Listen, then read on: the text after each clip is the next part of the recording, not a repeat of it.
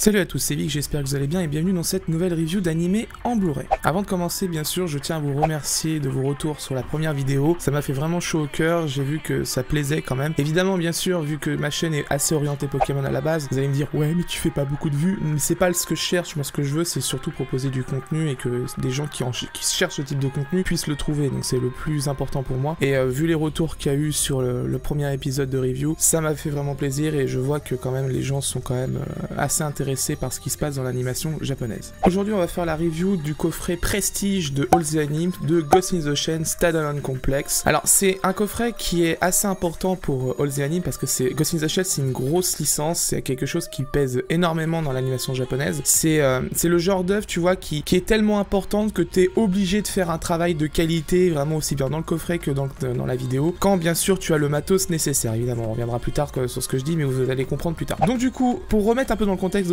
Ghost in the Shell Standalone Complex, ça a été diffusé pour la première fois en 2002 au Japon. Donc en 2002 au Japon, il n'y avait pas encore la diffusion en haute définition, on était encore SD. Et donc ce Blu-ray, vu qu'il est en 1080p, il y a eu une étape de remastering. Donc le remastering, qu'est-ce que c'est? C'est de prendre une source A, qui est dans une résolution inférieure à celle que tu veux proposer, de remettre au goût du jour l'animé ou le film ou ce que tu veux dans un format par exemple en 1080p avec une belle image bien détaillée, bien nette, pas de flou, pas de grains dégueulasses, etc. Ça c'est une étape de remasterisation.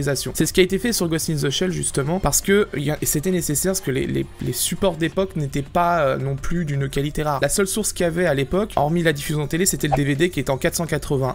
Donc du coup, ça faisait un peu limite pour faire un simple Blu-ray à partir d'un DVD. Donc ce qui s'est passé, c'est qu'au Japon, ils ont décidé de faire une remasterisation de Ghost in the Shell, ce qui a donné le coffret Blu-ray qu'on connaît là-bas, qui coûte assez cher, je vous avoue quand même. Mais le travail était vraiment de qualité pour un animé diffusé en 2002 dans la qualité qu'il est aujourd'hui. C'était quand même vraiment très joli. Donc aujourd'hui, ce qu'on va traiter, c'est le coffret de All the Anime, la version française que j'ai réussi à me procurer, qui est sortie fin août, début septembre, mais qui a été vendue à la base à la Japan Expo en avant-première. Donc j'ai réussi à m'en procurer un. Donc le coffret est plutôt joli dans l'ensemble, hein, vous allez le voir à l'image, il y a des photos qui vont apparaître avec des illustrations assez magnifiques. On le voit pas très bien sur la photo, mais tout l'artwork tout autour du coffret Blu-ray est réfléchissant, un peu comme les cartes Pokémon, vous savez, les cartes holographiques. Et ben c'est pareil en fait, le coffret, si vous l'inclinez un petit peu dans certaines directions avec la lumière, vous allez voir qu'il brille énormément. Et aussi l'image du coffret est vraiment somptueuse. Franchement, cet artwork qui a été utilisé pour la face avant du coffret, c'est vraiment magnifique. J'adore.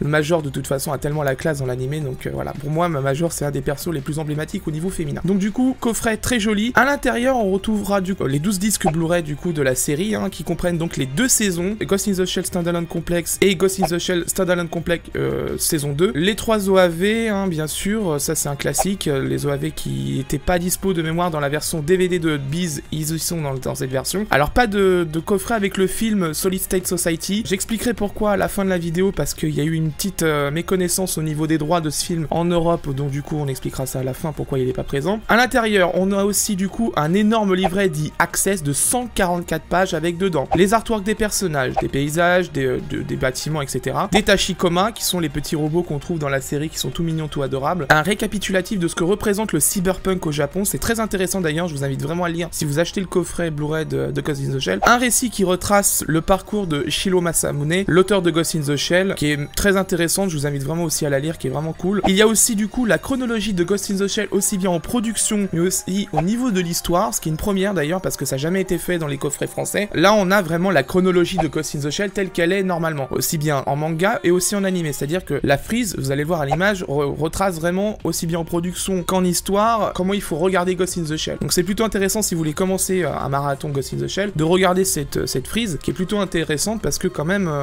on peut vite se paumer dans Ghost in the Shell, surtout avec Arise, qui reboot un peu Ghost in the Shell. Donc bon, c'est un peu compliqué de s'y retrouver, mais là, avec la frise, il n'y a pas de problème. Un guide des épisodes pour les 2 saisons, bon, ça, je vous l'ai déjà dit dans le coffret My Hero Academia, je suis pas très fan des guides d'épisodes dans le book, mais il y a aussi quelques notes au niveau des épisodes, donc ça peut passer, parce qu'il y a quelques petits trucs pour mieux comprendre certains points dans l'animé. Une interview de Kenji Kamiyama, le réalisateur de la série, qui est plutôt intéressante, d'ailleurs, je vous invite vraiment à la lire, qui vous apprend pas mal de choses sur la série, c'est vraiment très bien fait, et c'est tout. Alors, on va nous dire, ouais, bon, quand même, 144 pages, ça fait quand même assez gros. Je vous le dis sincèrement, oui, c'est gros quand même, mais au moins, c'est complet. Enfin, pour une fois qu'on a un coffret complet, on va pas non plus se plaindre. 144 pages dans un format assez carré quand même, avec beaucoup d'illustrations, beaucoup de textes, etc. Franchement, All the Anime a fait un travail vraiment intéressant et propre, parce que franchement, c'est rare de voir des coffrets pareils. Je vous le dis, j'en ai ai eu plein dans les mains. Celui-là, il fait partie de mon top 10 des coffrets les plus complets. En Europe, hein, je dis bien en Europe, attention, parce que du coup, au Japon ou aux États-Unis, il y a des trucs quand même bien plus monstrueux, ça je peux vous le garantir. Côté Blu-ray, alors, le Blu-ray, il est compressé en H264, 1920 par 1080p au niveau de la résolution, débit environ 30 mégabits par seconde, et le son aussi bien pour la VF et la VO est en 5.1 DTS HDMA. Il n'y a pas de stéréo, la raison elle est simple, c'est que s'ils rajoutaient la piste stéréo aussi bien pour le japonais et pour le français, ça aurait bouffé encore plus de place au niveau du Blu-ray, et du coup ça aurait réduit le débit vidéo possible pour l'animé. Donc une bonne platine Blu-ray fait normalement un très bon stéréo avec une source 5.1, c'est pas le problème, donc normalement vous devriez même pas entendre la différence. Votre platine voit que vous avez une installation en stéréo, elle va faire un mix du 5.1 en stéréo, et vous allez pas entendre la différence, ça c'est pas un problème. Dans les bonus du Blu-ray, on retrouve une autre interview exclusive, donc du coup là du staff japonais, donc de Kenji Kamiyama, le réalisateur de Ghost in the Shell, des doubleurs japonais de la série, et du staff de production. On retrouve aussi 2 courts-métrages à l'intérieur qui sont liés au Tachikoma un petit peu, c'est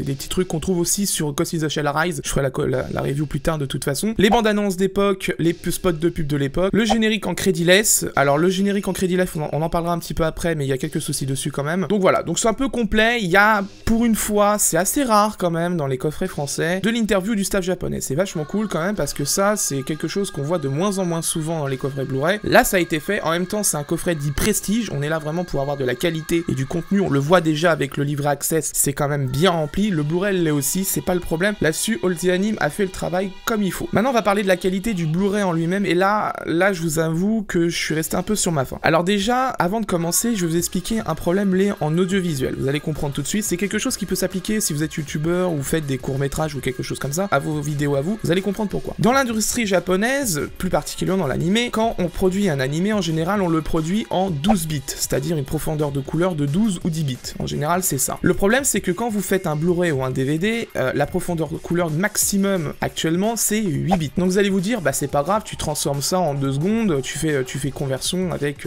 12-10 bits vers 8 bits, et bah le problème c'est que ça se passe pas comme ça en fait, c'est que le problème c'est que si on fait ça, on perd beaucoup d'informations dans les dégradés de couleurs, ça se voit notamment sur le rouge, le bleu et le marron en général, parce que c'est des mix couleurs assez, enfin c'est les couleurs primaires qui marquent le plus en H264, donc du coup ça se voit assez rapidement. Et le problème c'est que normalement quand on fait une conversion comme ça, dans un process vraiment pur et de qualité, on fait une étape qui s'appelle le dithering, c'est une étape où on ajoute volontairement du bruit dans les dégradés de couleurs pour éviter ce qu'on appelle le phénomène de color banding, ce qui est créé justement avec la perte d'informations. Voilà, le mot c'est color banding, ça crée un effet de bande, vous le voyez à l'image, le color banding c'est ça, c'est dès que vous perdez trop d'informations, ça fait un effet de bande, c'est assez dégueulasse, donc normalement on fait une étape de dithering, c'est-à-dire que vous allez le voir aussi à l'image, on ajoute volontairement du bruit dans les dégradés de couleurs qui ont été un peu altérés par la perte d'informations, pour lisser tout ça, que ça soit un peu moins visible à l'œil. Le problème c'est que dans l'anime Ghost in the Shell saison 1, il y a du color banding assez souvent et de manière assez présente un peu partout, c'est assez gênant, je vous le dis sincèrement, parce que la version japonaise ne dispose pas de ce problème, donc déjà ça part mal quand même color banding sur un animé pareil qui est assez sensible en plus, parce que du coup il y a beaucoup de bleu, il y a du rouge de temps en temps, et il y a beaucoup de marron parce qu'il y a pas mal de scènes qui se passent dans des bureaux où il y a du marron, et vous le voyez à l'image, là je mets des screenshots là déjà sous l'image, vous allez le voir en zoomant, bon YouTube fera une compression directe, hein, je vous mettrai en haut à droite de la vidéo, vous aurez les screenshots directement en lossless pour voir le problème, je zoomerai exprès avec un rond pour vous voyez le problème, et là du coup c'est vraiment visible, c'est un gros problème, sincèrement c'est assez dommage parce que jusque là le travail fait par All The Anime est très bon, là dès qu'on attaque sur la qualité vidéo ça pose problème, et ça pose même beaucoup de problèmes. Après ça c'est quelque chose normalement qui peut se régler, si All The Anime avait pris 2 secondes le temps de régler le problème, ils auraient pu le régler avec ce que je vous ai dit, une étape de dithering, c'est-à-dire qu'on ajoute un peu de bruit dans les dégradés de couleurs et on aurait pu régler le problème. On en parlera à la fin de la vidéo, mais vous allez voir que ça n'a pas été aussi simple pour eux, donc on verra ça à la fin. La qualité des bonus aussi est assez catastrophique parce que les bonus ne sont même pas en 1080p pour certains. Les crédiless par exemple de l'ending et de l'opening sont en 480p et en plus ne sont même pas désentrelacés. Ça c'est un gros problème parce que du coup la personne qui a fait la compression vidéo en H264 a validé que la source était progressive alors qu'elle était entrelacée, ce qui est un énorme problème du coup, parce que au final aucune télé, aucun logiciel va comprendre que la vidéo est vraiment entrelacée en réalité, va juste lire les métadonnées de la vidéo, il va se dire c'est progressif, moi je désentrelace pas, je diffuse ça comme ça, et vous allez voir à l'image, c'est sacrément moche, je vous le dis sincèrement, aucune télé, même ma télé Sony 4K qui coûte une fortune, n'a pas réussi à désentrelacer tout ça, c'est vraiment raté de chez raté, même sur mes PC, pour eux c'est progressif, donc du coup ils désentrelacent pas, c'est vraiment dommage parce que bon, des bonus quand même, enfin il faut quand même les respecter au niveau qualité, mais pareil on en reparlera à la fin pour comprendre ce qui s'est passé. Alors la VF et les sous-titres, alors les sous-titres j'ai pas grand chose à leur dire, ils viennent directement de la version de Biz qui est décédée d'un point de vue légal. Biz était le premier titulaire des droits en Europe de Ghost in the Shell Standalone Complex. Ils avaient fait une VF et une traduction française qui était très bonne d'ailleurs, je vous mettrai quelques passages de la VF après, mais les sous-titres globalement ils sont très très bons, franchement j'ai pas de problème avec, c'est bien traduit, c'est dans un bon français, la taille des sous-titres et la bordure est nickel, vous voyez des screens à l'écran, normalement c'est bon, y a pas de souci, à 1 mètre, 1 mètre 50 ça passe très bien, même à 2 mètres c'est pas de souci avec un grand écran, y a pas de problème, donc du coup très satisfait quand même des sous-titres. La VF, comme vous le savez, je ne suis pas juge, je vais vous mettre quelques extraits tout de suite de la VF, mais globalement moi, de mon avis, elle est plutôt bonne, elle fait partie de ces VF très réussies dans l'animé japonais, parce que Ghost in the Shell avait besoin de toute façon une diffusion télé, il faut une bonne VF quand même, donc là ça a été plutôt soigné. Mention spéciale à la voix française de Bateau, qui est la voix d'Arnold Schwarzenegger, ni plus ni moins, donc du coup c'est assez stylé. Je vous mets quelques extraits tout de suite et on revient après. Commence par te remettre en cause au lieu d'accuser la société. Et si c'est trop demandé à ta petite cervelle, tu n'as qu'à aller te faire poser quelques implants. Il y a aussi une autre solution. Ah te voilà, j'ai failli attendre. Et toi, arrête de te débattre, t'es fait comme un rat. C'est le fameux rapport qui envisage les différents scénarios de stratégie militaire et diplomatique en cas de crise profonde. Conclusion, le box Blu-ray est vraiment joli. D'un point de vue esthétique, le box est vraiment sublime. Il est beau, il est bien travaillé. On sent quand même que All the Anime est vraiment fan de Ghost in the Shell, qu'ils aiment vraiment l'œuvre, parce que ce qu'ils ont fait dedans est vraiment un travail d'archive pur. D'un point de vue design, c'est extrêmement réussi, c'est beau, ça respire la qualité. Néanmoins, sur l'aspect technique, c'est plus que discutable. Ça manque clairement de finition en fait. Et le problème, c'est que All the Anime n'est pas en fait libre de ses droits, enfin libre de faire ce qu'ils veulent sur l'animé, tout simplement parce que le problème c'est que c'est pas les japonais qui ont filé la source vidéo de Ghost in the Shell, c'est un titulaire international qui a les droits, Stars qui est devenu Lionsgate aujourd'hui, qui avait les droits du coup vidéo sur l'international, et du coup c'est eux qui ont filé la source vidéo à All the Anime, et du coup ça empêche justement de travailler directement avec les japonais pour avoir la vidéo. Est-ce que c'est de leur faute à All the Anime de la qualité vidéo? Non, je pense qu'ils ont plus été embêtés qu'autre chose là-dessus. Ils ont dû se rendre compte quand même que Lionsgate, avant Stars, mais Lionsgate maintenant c'est pas beaucoup d'efforts là-dessus, qu'ils ont fait un transfert vidéo HD cam, donc la cassette vidéo très très haute définition avec beaucoup de débit et tout, vers un ProRes ou un MXF à la va-vite. Ils en avaient rien à foutre de l'aspect qualité et du respect de l'œuvre, malheureusement ils en avaient un peu rien à faire, et du coup voilà ce que ça a donné. Malheureusement c'est ça le problème actuellement dans l'animé japonais, c'est qu'on a des titulaires, enfin des exploitants à l'international qui en ont rien à foutre un petit peu, pour certains, pas tous bien sûr, mais pour certains ils en ont rien à foutre de l'animé japonais, ils ont pas de respect pour l'œuvre et s'amusent à faire du coup des transferts vidéo pour les autres éditions en Europe, assez raté, et c'est le cas de Ghost in the Shell malheureusement, qui a subi à mes yeux un manque de respect très clair de la part de Lionsgate. C'est assez flagrant, parce que rater un transfert vidéo pareil et filer une source vidéo où il y a clairement des problèmes au niveau de la qualité de vidéo, et des problèmes très graves et de débutants, hein, parce que le color banding, le dithering, etc. c'est quelque chose que tu apprends en BTS dès le début. Pendant mes recherches pour écrire la vidéo du coffret Ghost in the Shell, je suis tombé sur une interview de Jikan Project qui a pu interviewer une des personnes de All the Anime, et il a pu expliquer justement les problèmes qu'il y a eu avec le coffret de Ghost in the Shell Standalone Complex pour la conception et au niveau de la vidéo, et il explique très clairement justement les problèmes qu'il y a eu avec Lionsgate et les japonais. Donc du coup c'est intéressant d'aller la voir. Pour des raisons de droit je pourrais pas la diffuser dans la vidéo parce qu'elle ne m'appartient pas et j'ai pas pu obtenir leur autorisation. Je vous mets néanmoins le lien dans la description si ça vous intéresse et on va en savoir un petit peu plus. N'hésitez pas à lâcher un petit like sur leur vidéo, ça leur ferait extrêmement plaisir. Maintenant la question qu'on se pose, c'est est-ce que ça vaut le coup? Sachant le prix de Ghost in the Shell Standalone Complex, le box que je vous ai présenté, est quand même assez onéreux. Plus de 100 €, ça fait quand même pas mal. Après, voilà, le truc c'est que c'est quand même un gros coffret. Il y a quand même pas mal de taf de fait au niveau du design, du livret, du contenu des disques en eux-mêmes, et surtout ça contient quand même 2 saisons, plus 3 OAV. On a quand même plus de 40 épisodes réunis dans ce coffret, c'est quand même pas mal. Après, néanmoins, c'est vrai qu'à plus de 100 €, on aurait aimé avoir le film Solid State Society dedans, sachant que s'ils récupèrent un jour les droits, ils vont être obligés de refaire, ça se trouve, un nouveau box, ce qui est bon, un petit peu dommage.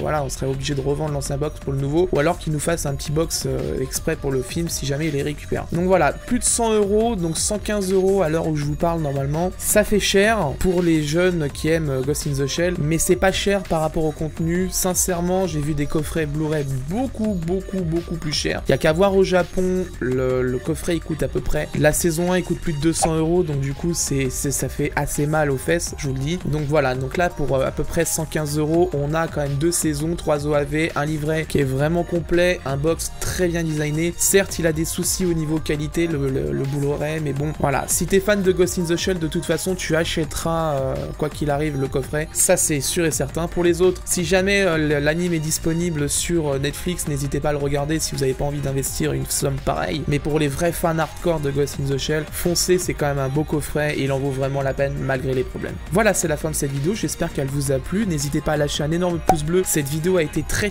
longue à faire. Il y a eu énormément de recherches à faire et de contacts à faire aussi entre All the Anime et moi, et aussi quelques contacts que j'avais aux États-Unis pour savoir ce qui s'est passé sur ce coffret. N'hésitez pas aussi à partager aussi la vidéo sur les réseaux sociaux, sur des forums dédiés à l'anime japonais, sur des groupes Facebook, si vous avez l'autorisation bien sûr. Partagez cette vidéo, c'est vraiment très important, ça me ferait extrêmement plaisir.